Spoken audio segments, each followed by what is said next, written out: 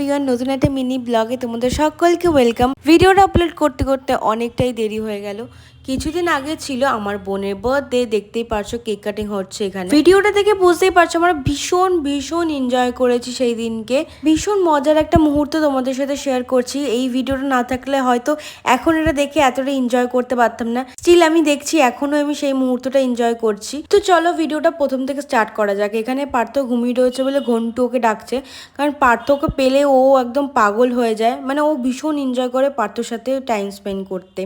দেন এখানে মা পকোড়ার জন্য চিকেনটা ম্যারিনেট করে দিচ্ছে, আর এখানে মাটন ম্যারিনেট করা আছে। আজকে একদম মাটন হবে লাল লাল ঝাল ঝাল করে, তার সাথে চিকেন পকোড়া। মেন রান্নাটা আমিই করবো, বাট সবাই মিলে আমাকে ভীষণ হেল্প করেছে। মা সব কিছু আমাকে ম্যারিনেট করে দিয়েছে, আর এখানে বোন গুছিয়ে দিচ্ছিল টিস্যু পেপারগুলো যাতে পকোড়াটা আমি তুলতে পারি।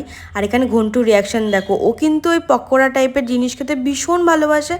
সেই জন্য সবার আগে ওকেই আমরা দিয়েছিলাম, আর ও ভীষণ এনজয় করে খেয়েছে আর বলছিল খুব ভালো হয়েছে মিমি, খুব ভালো হয়েছে। দেন আমরাও ওখানে বাদ যাবো, আমরাও একটু খেয়ে নিলাম সবাই মিলে। আর এখানে আমি সবাইকে জিজ্ঞেস করছিলাম যে কেমন হয়েছে বল, ওরা রিভিউ দিচ্ছিল। সাউন্ডটা আমি মিউট করে দিয়েছি কারণ এখানে গান বাজছিল, তো সেই জন্য আমি ভয়েস ওভারটাই পুরোপুরি দিলাম। আর এখানে আমরা সবাই রেডি হয়ে গেছি ওপরে কেক কাটার জন্য। দেখো তো রান্না করতে করতে আমিও আবার রেডি হয়ে ওপরে চলে আসলাম, আর দেখতে পাচ্ছ হাতে এটা কিন্তু এটা আমার গিফট। দেন ঘন্টুকে বললাম একটু পোজ দে, তো পোজ দিয়ে একদম দাঁড়িয়ে পড়েছে, দেখতেই পাচ্ছ। ও কিন্তু এখন ভীষণ দুষ্টু হয়ে গেছে আগের থেকে।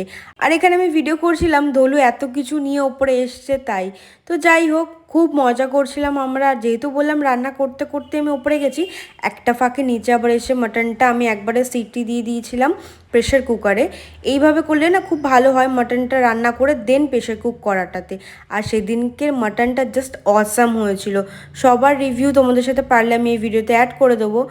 দেন আবার ওপরে চলে গেলাম কেক খেতে, আর এখানে ঘন্টু দেখো কেক খাচ্ছে ভীষণ মজা করে। আর চকলেট কেক আমাদের বাড়ির সবার ভীষণ ভালো লাগে, তো বেশিরভাগই চকলেট কেক আনা হয়।